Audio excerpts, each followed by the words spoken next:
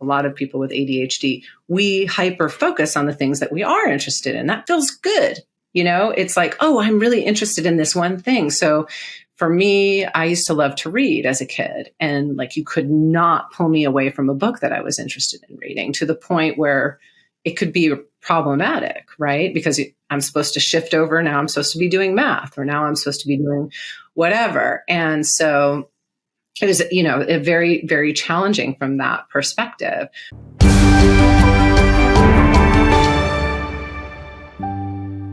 Hi, everybody. This is Stacey Uhrig, your host of Flip That Shit. And my guest today is Melissa Chureau. Did I say your name right, Melissa? Yeah. Awesome. Okay. Yes. So it's Melissa Chureau. I'm so excited for you guys to meet with her. When I did like a little pre-podcast powwow with Melissa quite a while back, I was so enthralled by her story. Normally I do like a quick 15-minute, like get to know you, and then I save the whole thing for the podcast. But I think we went for almost an hour because we just connected so quickly. So I'm really excited for you guys to connect with Melissa today. Let me tell you a little bit about her and we'll get started. So Melissa is a creative, neurodivergent, successful coach, lawyer, consultant, and speaker on matters of presence and purpose. Her work supports business professionals, including lawyers, doctors, medical professionals, nonprofit and for-profit business leaders and organizations, to help them develop mindfulness, uncover their worth, and live and work in and on their purpose. So if that's not in alignment with who I am, I don't know what is. So welcome, Melissa. How are you? Good. Thank you so much. It's great to see you. So happy to have you here today. So, as people know, this particular podcast was born out of what I know to be true. So as a coach that specializes in trauma, I see so much anxiety, so much depression, overwhelm, lack of alignment, if you will. And I know where it's rooted. But what I also know is we all walk with it. We all walk with some level of it. It's all on a spectrum, right? Like so many other things. And unfortunately, I think as a country, so many of the prior generations to us, including our generation, heard, don't air your dirty laundry. Don't talk about your problems. Don't burden people with your issues. But the reality is life is a series of experiences that are divinely designed for this. Those experiences are usually super challenging because they're designed to help us break wide open. And so if we have to do it in isolation, we're now in a corner by ourselves, sitting with feelings and emotions that we don't know how to process. And without space to do it, it leads to a lot of anxiety, a lot of depression, a lot of shame. So my goal is to really share stories like we're going to do for yours today, so people can get connected, see themselves in one of the guests, maybe get the courage and be inspired to come out of that shadow and share their truth, and maybe help just start that journey, stepping away from shame, anxiety, depression. So I know you have a really amazingly profound, impactful story, and I know it starts pretty young. So would you just be open to just sharing with us the story that you know to be your life? Yeah, sure. And, it's so funny when people like yourself introduce me that way. I think, is that all true? It seems to set the bar so high, but I'll just show up and tell my truth because that's what I know how to do. So yeah, we don't all have to have these like crazy, like awful things that happen to us to have trauma. And I think that's really important. It's how we experience it. And sometimes there are those of us who have, for instance, I'm neurodivergent. I have ADHD. So I'm wired a little bit differently from other folks, which is often a plus. But sometimes trying to fit into this culture can be a little challenging. But it also means that, at least the way that I experience my ADHD, is I'm a lot more sensitive. And so what I experienced, I was a lot more sensitive to. I'm very empathetic and empathic. And so kind of where it begins for me was very early childhood. And I didn't really know that this was as traumatic as it actually ended up being at the time, or even for a really long time. And that was when I was young. My parents divorced when I was super young, and my mother moved us away from Michigan, where we were, to Pennsylvania. And I had an older sister who's 6 years older than me. And so she was school age. My mother had to work and was, a full-time nurse. And so she was able to take my sister with her to Philadelphia and to have her go to school and be able to manage a single parent lifestyle. On the other hand, I was still only about one. And so I got left at my grandparents' And where house. was that? And that's in a couple hours away from Philadelphia, in the Scranton, Wilkes-Barre area, in a very, very tiny little town called Honey Pot, if you can believe it. Really is a town called Honey Pot. And, I was left there for, I think, several years. It's hard for me to get like an accurate story, but that's what I recall. I know I was there through at least the middle of kindergarten. I remember starting kindergarten there. And again, my grandparents were lovely people. Polish. They were, I believe, first generation Polish Americans. They had come here. But I wouldn't see my mother very often. I didn't see my father because he was in Michigan. Obviously, this is pre-internet, pre-FaceTime, pre-all that.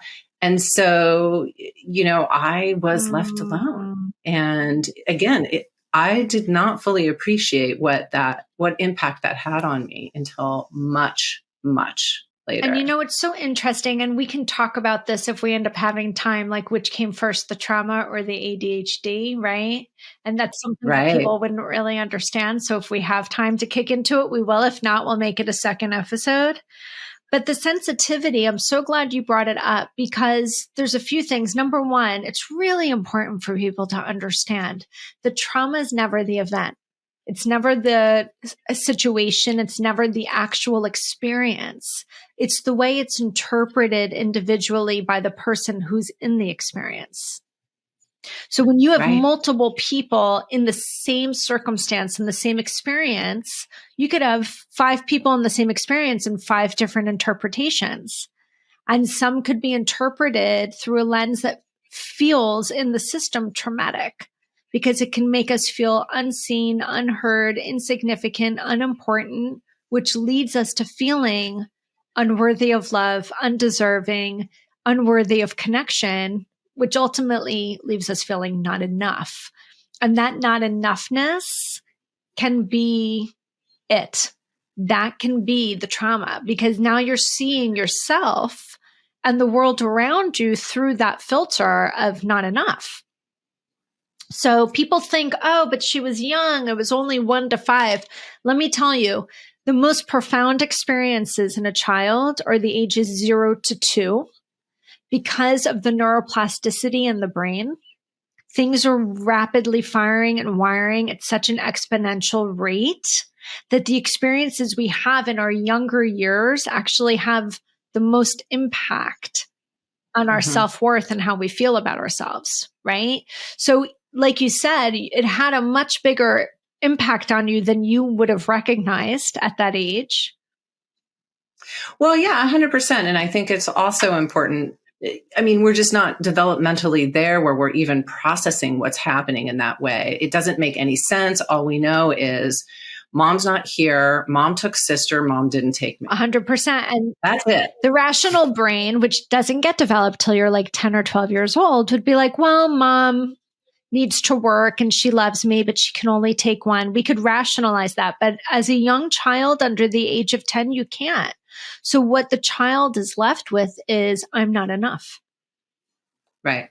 And that's exactly what happened. And I don't fault my mother. I mean, I perfectly understand why she had to do what she had to do. And she was in a really difficult situation. Yeah.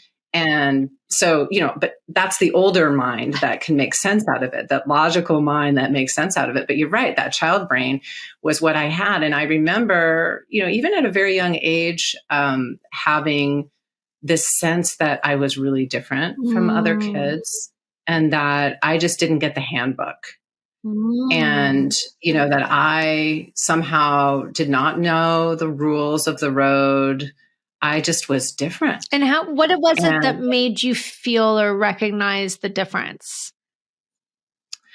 it just seemed like other kids sort of knew what the rules were. I was always somehow breaking them, but I didn't know what they were. Yep. So I didn't know I was breaking them.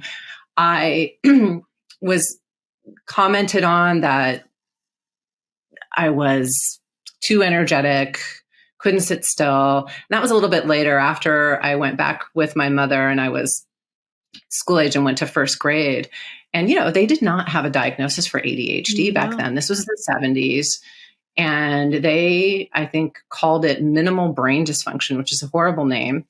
And they were wanting to stick me in a classroom with kids. And this is what they used to do.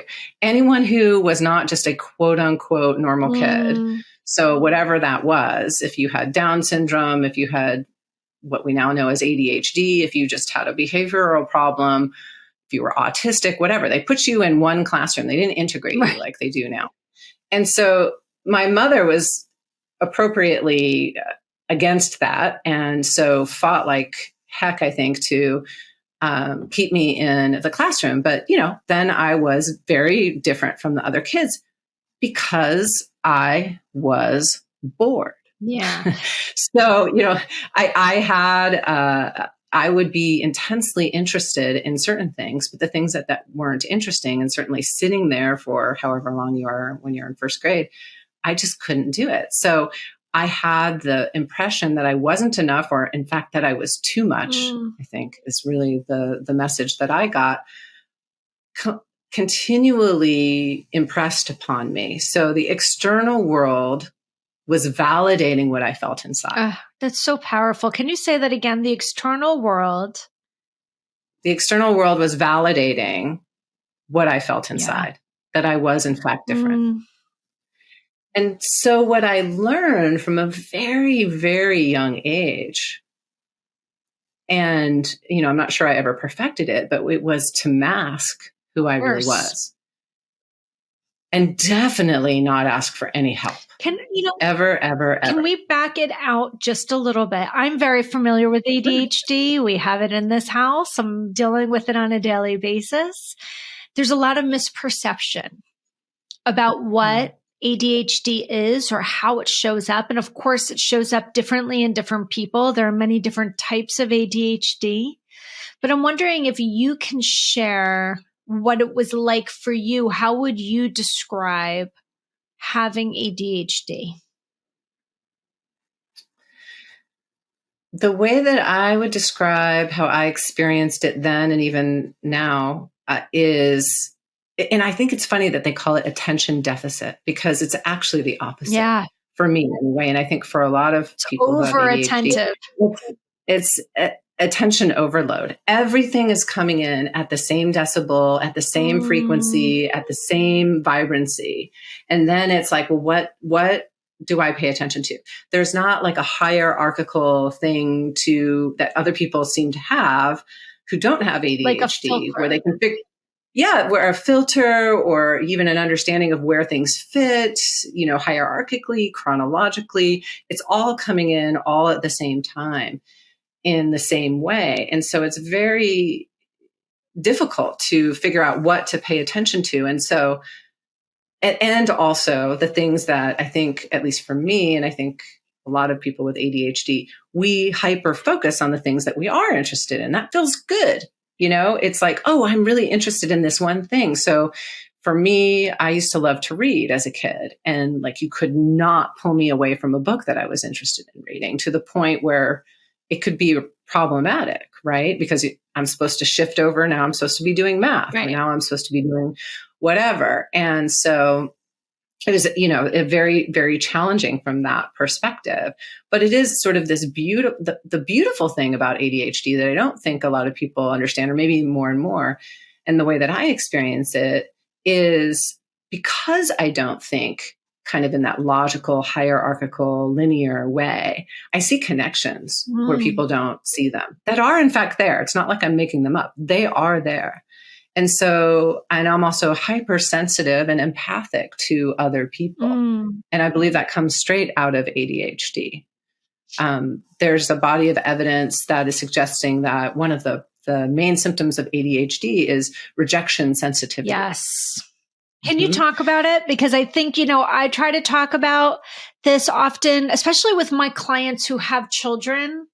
I happen to have a really interesting, eclectic mix of clients right now. None of them know each other, but there's a common denominator that a large portion of them have children between the ages of 19 and 24 who were all diagnosed with ADHD in high school or later, which was really challenging, right? So, I, not to interrupt you, but I want to drop a resource for people because it's going to get to what you're talking about. Attitudes Magazine, it's ADDitude Magazine, has a podcast. And there's one episode. I think they have hundreds of episodes of their podcast, but there's one that I dropped to every single one of these clients, and it's episode number 23. Dr. Dodson. And he talks just about what you were talking about, which is it's not attention deficit, it's attention to everything, right? And he talks a lot about this rejection sensitivity dysphoria or disorder. So can you describe for people what this is? Because according to Dr. Dodson, and I'd be curious to what you say about this, 100% of people with ADD also walk with this rejection sensitivity. I believe that. And I mean, I still feel it. And now that I know about it, I can respond differently, right? Because I know this is what's happening, where somebody might say something, I mean, perfectly innocent. And I think somebody who doesn't have ADD would not even think twice. But because of this rejection sensitivity, I will think that this is about me. And I will think that I've done something wrong, and I'll feel it very intensely. It's not like, somebody who doesn't have ADD or some similar diagnosis. And we all feel a little rejection and we can get over it. But it is like this, it's almost like a physical response. Do you think part of it's because you know inherently, just by observing the rest of the world, that you just process differently, right? And you know that you feel different.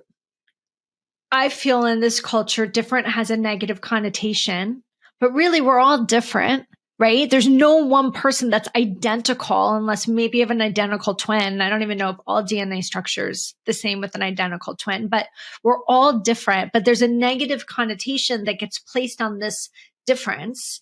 And so we're super hyper aware of how different we feel and how different we perceive ourselves to be.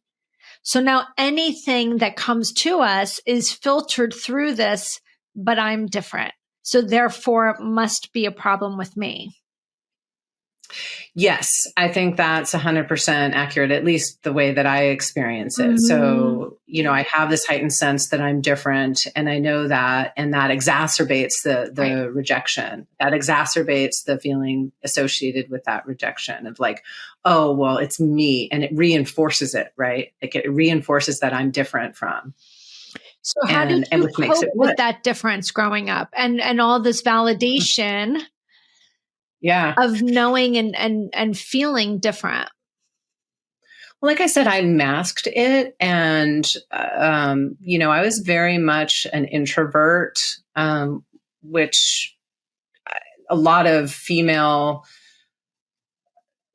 who have ADD will be introverted and kind of more of a daydreamer, and sometimes aren't. I was hyperactive, but I was also an introvert. So, my friends were little ants and the trees and that sort of thing. And that is where I got a lot of solace, was in nature, for sure. Climbing trees, sometimes getting stuck so that the firemen had to come rescue me, because I just wasn't paying attention to how far I had gotten playing with ants and that sort of thing. But then later, I started to cope with the feelings by experimenting with alcohol. Yeah. So even as young as I think 11 or 12, and I had an older sister. So, I think she was probably, I don't know for sure, but I think she was already probably experimenting a little. And I saw that, and, we had alcohol around the house. And so I was like, I remember one day and I was really into arcade games. Okay. And we had an arcade up the street. And I thought, you know what? I'm just going to pour a bunch of my mom's wine and God knows what else was in there, creme de menthe and others. I just put it in this huge mug and I downed it. I drank the entire thing. And I think I had had sips of alcohol before that, like sneaking it from, my grandfather's beer or something, but nothing like that significant. And I downed that thing with the intent of this is going to fix me. Oh. This is going to make me feel better. And it did. It did. For Did it quiet the first everything time. down? It did. It quieted everything down. It made me feel like the way that I thought you all felt, all the outside people. Just calm. I felt more confident. I didn't feel different. I went up to that arcade and I played, the best Donkey Kong game I had ever played. I mean, that's how young I was. It's so absurd. And so, that was, then I quickly realized oh, okay, this is the thing that is going to work for me. So at a very, young age, I began experimenting with alcohol, and, it wasn't a lot, and certainly it wasn't terribly available. So it wouldn't have been easy for me to get. But then we moved from Philadelphia to the West Coast in the middle of my 8th grade year. Again, another trauma, because it was, you couldn't get any more different from the suburbs of Philadelphia to Marin County, California, which is where I moved, and in the middle of the school year. And it was just too much for me and for my ADD, rejection sensitivity, dysphoria, nervous system. And so that was when, my drinking really took off. And did anyone know that you were drinking? I think probably the night before my 8th grade graduation, or whatever they call it now, it was pretty obvious because I came home very drunk and, very lost. But I think prior to that, probably not. My mother, again, was a working single parent. By that time, my father had died. My father had died when I was 10 of alcoholism. Okay. Well, alcohol related. He died in a motorcycle crash, but he had a lot of alcohol on board, as was normal for him. And so, I just took off and I became completely rebellious and would hang out with older kids and drink and drink and drink and drink. And that was how I dealt with those feelings, which was to not feel them. Yeah. And, I have no idea. ADD and alcohol is not a good combination, especially my type of ADD, which was, I still had the hyperactivity component. So I had a lot of energy. When I put alcohol on, I had no fear of consequences, no fear of what would happen. And I just did some crazy stuff. I remember hanging out with this older guy and we were drinking, and I was like, drive faster, drive faster, drive faster. So we were catching air, oh my God. Going over these crazy roads in Marin County, California. I did very dangerous and far more dangerous things than that. And, my poor mother, she was threatening to send me to boarding school, even though I don't think she had the money for the boarding school. She tried taking all of the phones out of the house. She tried everything to try to manage and control my behavior. And I also at the time found a useful tool, which was binging and purging. You know what? Can I just stop you for 1 second? Because Yeah. Everything I'm hearing, I'm like feeling it and I'm nodding and I'm like, oh my God, oh my God, oh my God, because it all makes so much sense to me. And what I want to point out to people before you move on to the other adaptive behavior, which is the disordered eating, is people think when somebody gets addicted to drugs or somebody starts, I don't want to use the word addicted. Let's talk about abusing substances, right? Drugs, food, alcohol. The addiction usually is the hold that chemical ends up taking on your body, right? But it starts out as this adaptive behavior. And what people need to understand is that so often people think that people are trying to kill themselves with the drugs and the alcohol. But really what they're trying to do is become alive, right? Because the feeling feels like death. The feeling of that shame of I'm different and I can't process this world that I'm living in feels like death. And where the alcohol and the substances come in is really trying to keep you alive. Would you agree? 100%. I mean, yeah, I talk about it as it was my solution. Yeah. It was absolutely a solution. It was in many ways what saved me. Well, that's what I'm trying to get at. Like people don't understand. It's an oxymoron, but the people who are starting to use substances, we talk about numbing, and yes, numbing very often can be it. But for a lot of people, it's to actually feel something. I think when you're walking with ADD, because everything is swirling 1,000 times a minute and it's information overload. Like you said, it's not a deficit. It's the extension of plus, plus, plus, right? That we don't know how to filter through. That can cause you to then shut down. Yes. Yeah. And that's definitely how I felt. I mean, for me, alcohol was definitely, and the behaviors associated with it was a solution. I felt more alive than I had ever felt. And I really wanted to make that point clearer because I don't think people who, either are not in it or don't study it, they don't understand that that's what's happening. So when we see somebody, and if someone's listening right now and maybe they're challenged with somebody that they love that maybe is either neurodivergent or has some level of shame for some reason, and they're finding that the person's using alcohol or a substance, what I would ask you to do is stop looking at what they're doing and put all the focus on the behavior and take a step back and start asking why. Because that is the root right there. Now, once you can get to the why, at that point, the person may be addicted chemically in the system.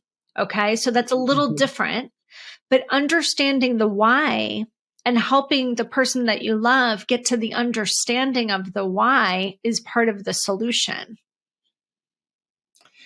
Yeah. And I think, that's such an important point. And, we'll get to this point in my story where I do recover and find 12-step and a bunch of other wonderful tools. But one of the things that they say in 12-step when we're talking about people who are in the throes of their alcohol use disorder or drugs is we're talking about a sick person. Yeah.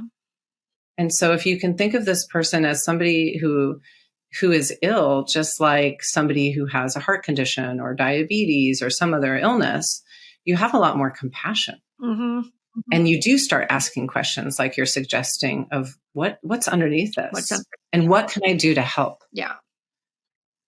Yeah. So, I don't know if you want to get back to the binging and purging, but that was another. I think it's just important for people to understand this stuff doesn't usually live in a silo and in isolation, right? It's just like with ADHD, nobody has just ADHD because with ADHD comes rejection sensitivity. And then with that comes a lot of shame. And then with that comes a lot of anxiety. And then with that comes a lot of sensitivity. So it's like this big Venn diagram, right? Same with the coping mechanisms. You're rarely going to have just one. So you had substance use or, alcohol abuse, but you were also disordered eating as well, right? Yeah. And, when I look back, I had a little bit of disordered eating before even this, when I was younger. I remember being at my grandparents' house visiting, not when I was living there, but, probably 10, 11 years old. And over exercising to try to deal with eating too much, at a very, very young age. And then later when a friend of mine taught me how to binge and purge, and I was like, oh, this is magical. I can eat all I want and have no consequences. That's not really true. As we know, there are significant health consequences and psychological consequences to this behavior, but that's how it felt at the time. And the thing that it gave me, and I think this is important to your point about the Venn diagram with, the different disorders, is it gave me this sense of control that I didn't have. I know that because, I'm a trauma recovery coach, so I have a good sense, but people need to understand that root cause very often for eating challenges is control. Yeah, 100%. I mean, it gave me control. How much am I putting in? What do I do with it when it happens? And there was a hyper focus element to it. Of course. When I was engaged in that behavior. Yeah, I was just very focused on it. And, somewhere along the line, I gave up the binging and the purging. I remember my mother just being beside herself and, slamming on the bathroom door to get me to stop it. But somewhere along the line, and I don't know why, but I stopped doing it just on my own, thankfully. Maybe alcohol was enough of a tool that I somehow gave up the binging and the purging, although not disordered eating for a while. I just didn't do that particular behavior. How long did you struggle with the alcohol? Gosh, I struggled with the alcohol. I think my first time that I got sober, so in Marin County, very progressive, I got there. It was kind of cool to be in a 12-step program. And I met some kids, and a friend of mine who I'm now friends with still to this day, started a peer counseling group in our high school. And so I think I got sober, around 14, 15. And it was amazing. It was such all the things that I think I had been looking for were there. There was a whole host of young people. We had sober dances. We hung out. We had so much fun. And we had this peer support group. It was amazing. And so that was fantastic. But then, and I was sober for, I think, about 13 months, but then we moved from the Bay Area down to Los Angeles. And again, the rug was pulled out from underneath me. And while I tried to connect a little bit with some sober folks down there, I eventually kind of just started to feel like a little bit different from. And I met this exciting gal who had a job. She was in high school and she had a job on Wilshire Boulevard after school. And she told me she could connect me. And it turned out it was a nonprofit that was associated with Scientology. So I got looped into a cult. And, there was a lot of really good and interesting things to learn from that. I think that were actually very helpful. That's a story maybe for another day. But as part of that, and I don't blame the Scientologists for this, but the way that I interpreted what they were teaching me was, well, I don't have a problem with drinking. I have a problem with thinking, which is true, but I also had a problem with drinking. And so I started drinking again and did for years until my early 20s when I met the person who would become my husband. So it was kind of an on again, off again.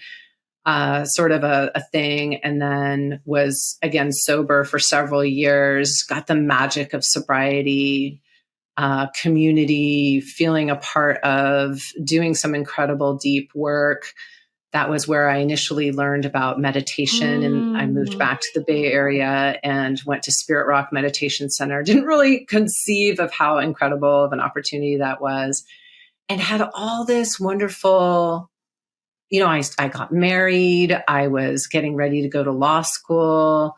I had finished college, and I had this sense of like, oh, maybe I overreacted to this whole alcohol thing. Maybe it was all my ADHD. I now know that's the ism of the, alcoholism kind of talking to me. And really, again, from the sense of wanting to be connected, just like everybody else. Yeah. I didn't want to be different. didn't want to be the broken one. I didn't want to be the one who had to go to therapy, who had to go to 12-step meetings. I didn't want to be that person. And so I started to find ways that, maybe I could plant the seed and drink again. And I ended up doing that again and drank really differently, although just as terribly and with lots of consequences. And thankfully, by the time I was in my first year of law school, I thought I was going crazy. I remember going to see the therapist. And by the way, I never took ADD medication through this point. Okay. And again, I just masked it, even in the rooms of recovery, never talked about ADD. At some point I read the book Driven to Distraction, and I was like, okay, I get it. Like, this is a problem, but I still didn't ask for help. And, for a long time, they thought that you get over ADD. I know, once you and become an adult. it's such a disservice, honestly, to the ADHD community and the ADD community, because that's where the shame comes in. Well, I know someone who just got over it. And so now all of a sudden you're like, well, what the fuck's wrong with me? Like, why can't I? And I think maybe that person maybe truly didn't have ADD then, because what people don't understand is I'm not calling it a death sentence, and I'm not saying it's this horrible thing, but people need to understand the neurodivergence of it and the fact that it is a lifelong journey of the way that you process the world around you. And it is processed through a different lens.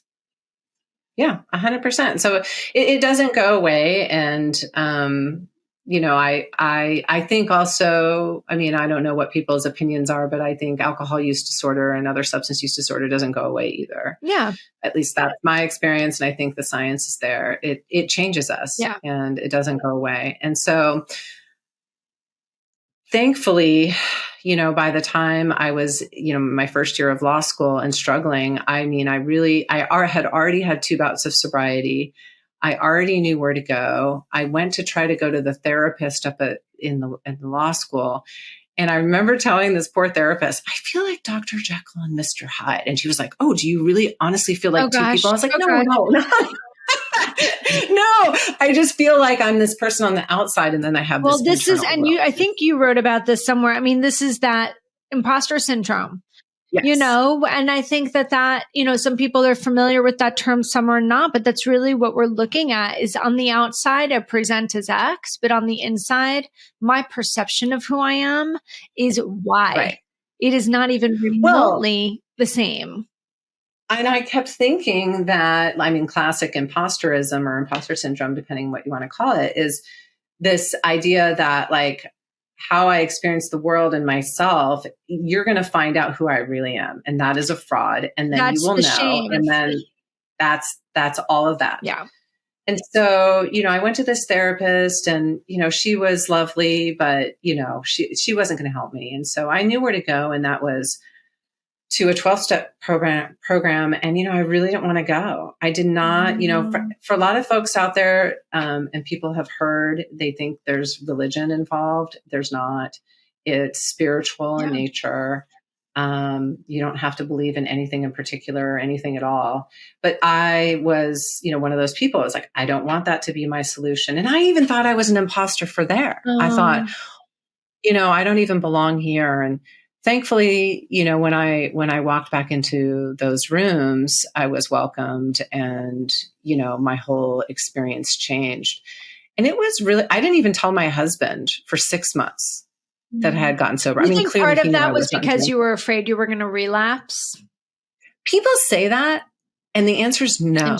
I actually wasn't afraid of that. I was afraid that it's this I'm different from. You will see that I'm broken. Oh. You will see that I am broken. I know. We all are. We all. The point of the whole podcast series. We are broken people walking in a broken world. We just are. That's not a defeatist attitude. It's just life is life. Life is ups, it's downs, but there's not a single person in the entire world that has not been broken or doesn't feel broken often. We're constantly cracking wide open. That's the gift and the challenge. That's when we really surrender. And I feel like, I'm sure when you go to 12-step, it feels like surrender. When you fully surrender, that's the time that you can go down from broken and rise back up. Right. And this is what life is. It's a series of this. And it breaks my heart that people are so afraid to show up because it will emit brokenness. But we are all broken people.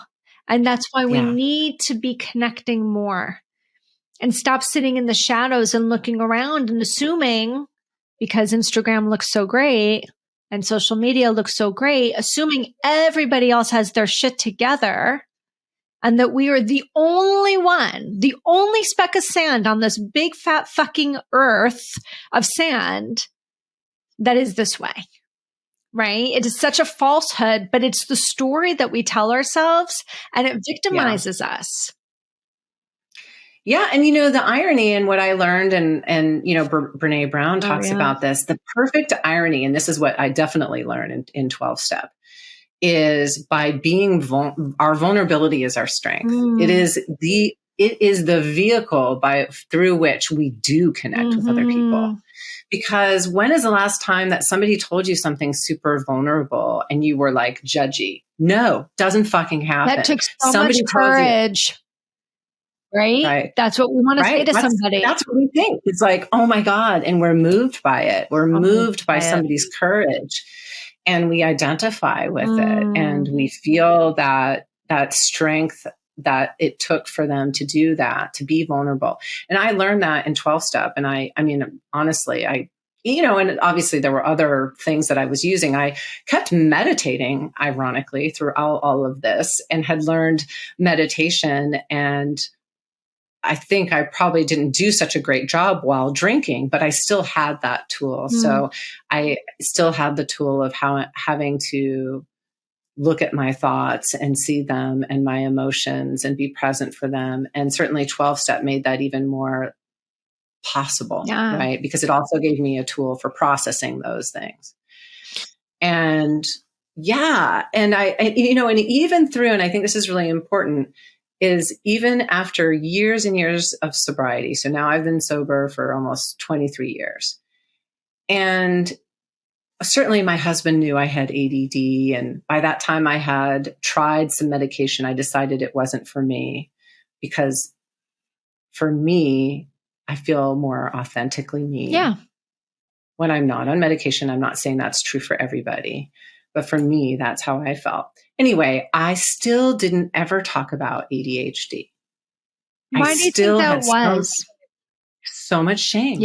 So much shame that I was different from. And I thought, and especially in the field of law, getting in to be a lawyer, and was like, you do not have weaknesses, my friend, because they will be exploited. So how did you go from the closeted ADHD lawyer to being the neurodivergent success coach lawyer? It was really interesting. I had, 19 years of sobriety, and I was struggling with something that was happening at work. Somebody was totally gaslighting me, which, by the way, people with ADD get gaslit a lot. There's some good stuff on Attitude magazine. And so that was what was happening to me. And I kind of knew it because I had a lot of recovery and all this stuff. And I don't know what happened, but there was that moment that I was like being confronted with who I was and what had actually happened. And I was like, I just have to own this. In order for me to get beyond this gaslighting experience, I have to own that I have ADD and that's what's happening. And so I did.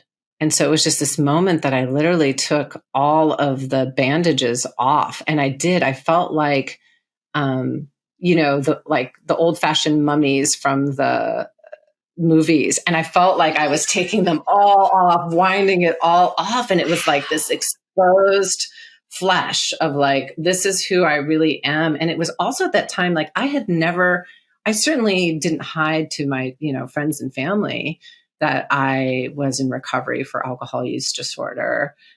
but I certainly wouldn't have never told anyone professionally, That really is a lot of imposter syndrome. Like you're not even showing up in your true authentic self at the place where you're spending the majority of your day. And so it was like somehow by coming out a bit more with the ADD and seeing how much I was empowered and also how it was empowering other people for me to talk about it, I was like, fuck it, this is who I am. And, I also started to do some work on destigmatizing these quote unquote disorders, these different ways of being, these adaptive behaviors, these other ways of being wired, because I saw not only in just the world at large, but it's a really high incidence of both imposterism and alcohol use disorder, anxiety, depression in the field of law. In fact, we have the highest of those incidences of any profession, including above the medical profession. Wow. And it was like, what the fuck? Is that because they're expected to be perfect and know everything? Yes, I think that's because we're expected to be perfect. We can't have any faults. People will report you to the bar. People will exploit you in public. Fear. It's all this stuff. And it was like, you know what? Like I said, fuck it. People need to know. And the ABA came out, the American Bar Association came out with a report where they were starting to look at wellness among lawyers. And one of the things that they discovered was in order to destigmatize, which you need to necessarily do for people to want to go get help because people were not getting help, right, is the best thing that we can do is to interact with someone who actually has these conditions and to see and to identify with them as a human among humans. Yeah. As just a being. And we're just human beings. And like you said, we're all cracked. We're all broken. We're all of that. Yeah. And so by seeing that, it helps to destigmatize it. And, and so that's where I saw my power. And, I mean, power is not the word, but just that alignment and that integrity is like, I had to fully become an integrated person. I think it is a power though, because when we are fully in alignment with our purpose, and what I want to point out is this whole journey that you've just described over this last hour, this whole journey had a purpose, right? To get you to where you are now. And this power that you have, which is experience and knowledge of what it really means and feels like to be, so you can help other people who feel the same way. That is a power. It's a superpower, right? Yeah, I think so. Yeah. Yeah. So, I mean, and so now that's what I do. I show up in that way. I mean, I still practice law. I still have my day job, but I've been able to bring a meditation practice where I am 100% me to my work.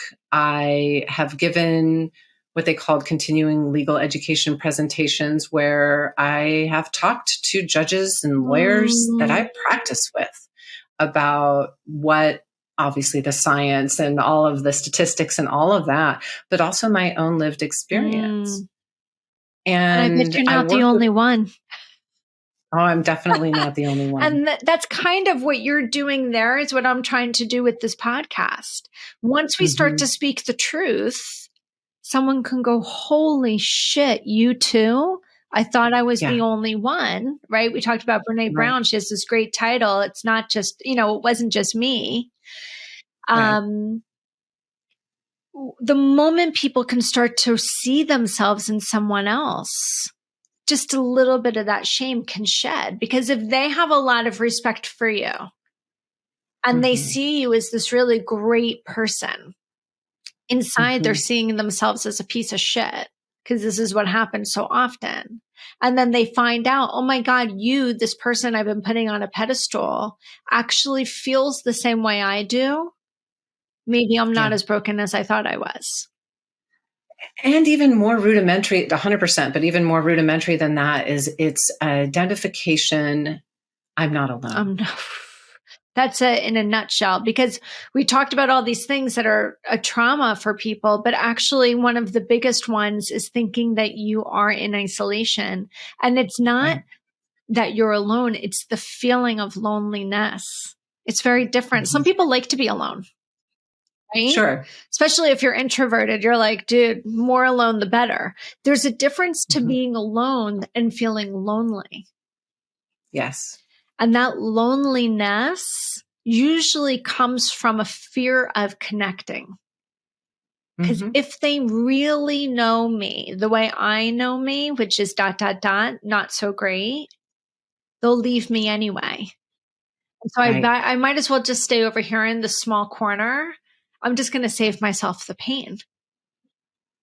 Well, and that's what's so amazing, because when you do connect with somebody else, when somebody tells you their broken parts and you identify with them and you realize you're not alone, you've also connected then to another person. It's the whole point. You've also just forged that relationship, and you know that you can rely on that.